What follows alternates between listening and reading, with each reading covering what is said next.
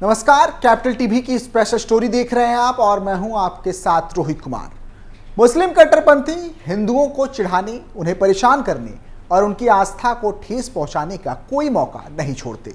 जहां मौका मिले वह जरूर ऐसा कुछ कर गुजरते हैं जिससे हिंदू समुदाय में दुख की स्थिति पैदा हो। कभी मंदिरों पर हमले होते हैं तो कभी शोभा यात्राओं पर पथराव, कभी मूर्तियां खंडित की जाती हैं तो कभी हिंदू युवकों पर हमला।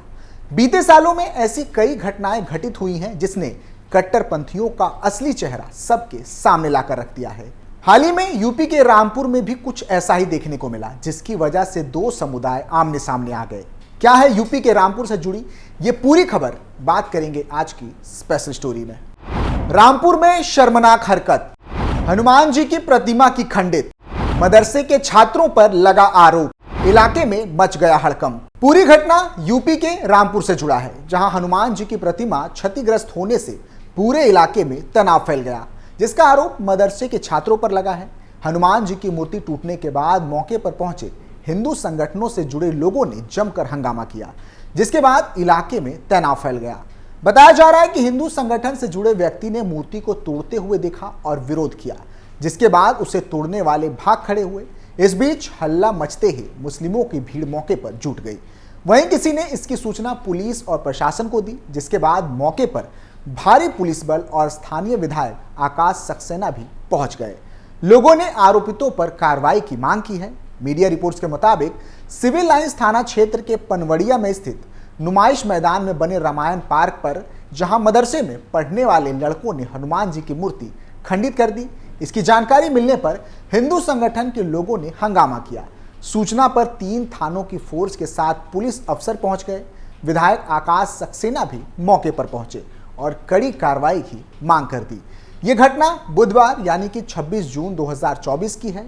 कुछ रिपोर्ट्स में दावा किया गया है कि मूर्ति को तोड़ते समय एक वीडियो भी बनाया गया। इस घटना को लेकर विधायक आकाश सक्सेना ने कहा कि पनवड़िया स्थित रामायण पार्क में क्षतिग्रस्त भगवान की मूर्तियों के लिए पूरी तरह से रामपुर विकास प्राधिकरण जिम्मेदार है, क्योंकि पार्क 4 साल पहले प्राधिकरण द्वारा बनाया गया। उन्हें इन प्रतिमाओं के संरक्षण के इंतजाम भी करने चाहिए थे, लेकिन ऐसा नहीं किया गया। इसके कारण शरारती तत्वों ने इस दुर्भाग्यपूर्ण घटना को अंजाम दिया है। उन्होंने आगे कहा कि हमने इस संबंध में जिला अधिकारी से बात की है और प्रतिमाओं के संरक्षण के लिए पुख्ता इंतजाम करने के लिए कहा है। अलीगढ़ के एएसपी अतुल श्रीवास्तव ने कहा कि हमें मूर्ति खंडित होने की सूचना मिली। इसके बाद मौके पर जाकर निरीक्षण किया गया। फिलहाल मामले की जांच की जा रही है और तहरीर मिलने पर मुकदमा दर्ज कर दोषियों के खिलाफ कार्रवाई की जाएगी। बता दें कि यूपी में इस तरह की घटना कोई पहली बार नहीं, जब मुसलमानों ने हिंदुओं के साथ खिलवाड़ करने की कोशिश की हो। खबर अकबराबाद से जुड़ी है, जहां 2 मुस्लिम युवकों पर मंदिर परिसर में लघु शंका करने का आरोप लगा, जिसके बाद पुलिस ने दोनों के विरुद्ध मुकदमा पंजीकृत करते हुए उन्हें गिरफ्तार कर लिया।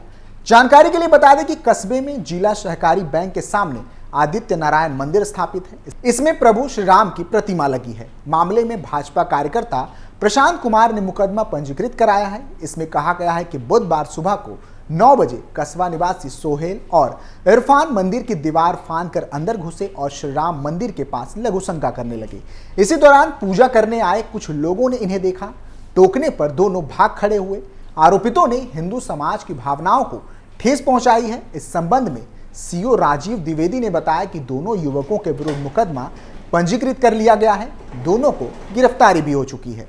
इतना ही नहीं, यूपी के गोरखनाथ मंदिर से जुड़ी घटना भी आपको याद होगी, जहां शाम करीब 7:30 बजे एक विशेष संप्रदाय के युवक ने धार्मिक नारा लगाते हुए धारदार हथियार से गोरखनाथ मंदिर और मुख्यमंत्री योगी आदित्यनाथ की आवास की रखवाली कर रहे पीएससी के जवानों पर हमला कर दिया था।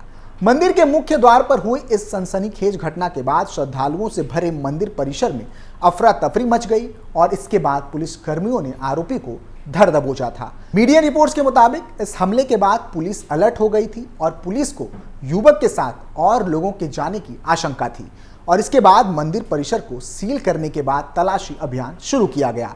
वहीं आरोपी की पहचान अहमद मुर्तजा अब्बासी के रूप में हुई थी, जो IIT बॉम्बे से केमिकल इंजीनियरिंग ग्रेजुएट है और गोरखपुर के सिविल लाइंस में रहता है। इसके बाद पुलिस और एटीएस की टीम उसके घर पहुंची और उसके रिश्तेदारों को भी हिरासत में लिया था। जानकारी के मुताबिक मंदिर की सुरक्षा में लगी पीएससी की 20वीं बटालियन थाने के सामने मुख्य प्रवेश द्वार पर सिपाही गोपाल कुमार गौड़ और आजमगढ़ के अनिल कुमार पासवान की ड्यूटी लगी हुई थी। शाम को युवक वहां पहुंचा और मुख्य प्रवेश द्वार पर तैनात कांस्टेबल गोपाल कुमार के पास पहुंचा और उसकी SLR सेल्फ लोडिंग राइफल छीनने की कोशिश की। इस दौरान उसने गोपाल पर हमला भी किया और उसने अपनी कमर में छिपाकर रखे दाव से हमला कर दिया। हमला होते देख वहां पर कांस्टेबल अनिल आ गए, तभी हमलावर ने उसके पैर पर वार कर दिया। इसके बाद जब अन्य सुरक्षाकर्मी उसे पकड़ने के लिए दौड़े तो वह धार्मिक नारे लगाते हुए अंदर घुस गया। इसके बाद वहां मौजूद सिपाही अनुराग और अनिल ने उसे डंडे से नीचे गिरा दिया और उसे पकड़ लिया गया।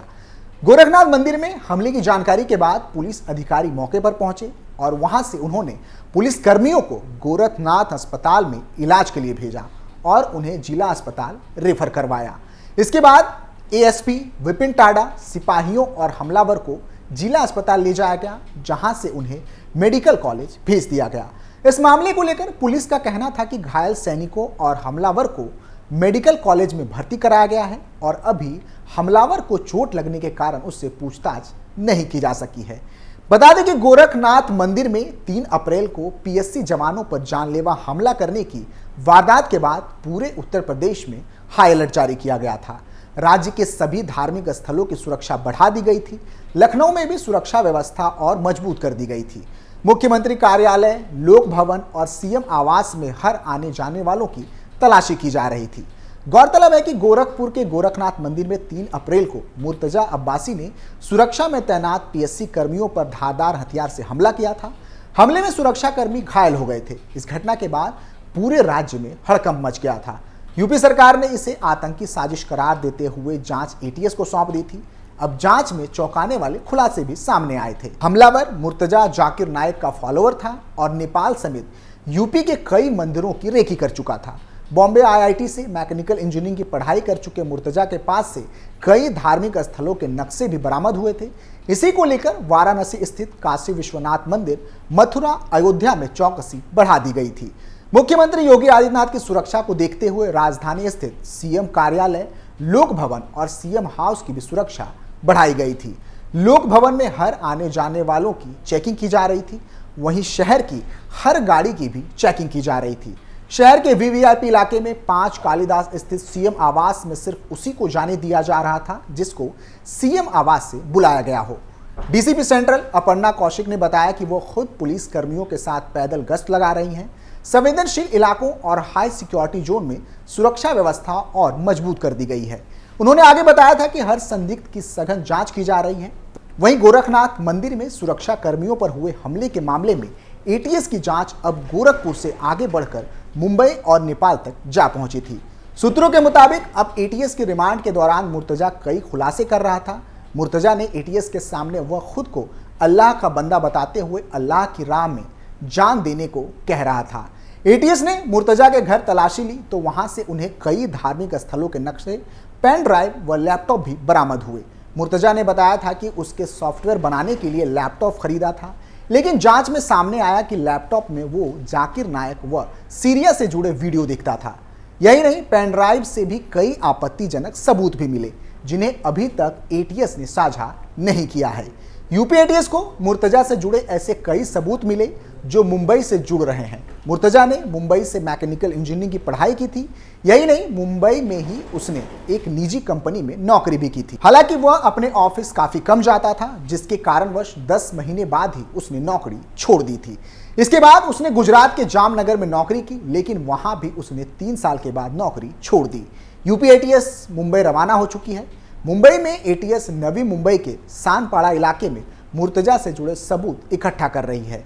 खुफिया एजेंसियों ने साल 2016 को 16 संदिग्धों की प्रोफाइल यूपी पुलिस को भेजी थी, जिसमें मुर्तजा अब्बासी का नाम भी शामिल था। यूपी पुलिस ने इन सूची में शामिल सभी लोगों को रडार पर रखे हुए थी। हालांकि मुर्तजा यूपी से बाहर रह रहा था, इसलिए पुलिस की नज़र उस पर नहीं जा सकी थी।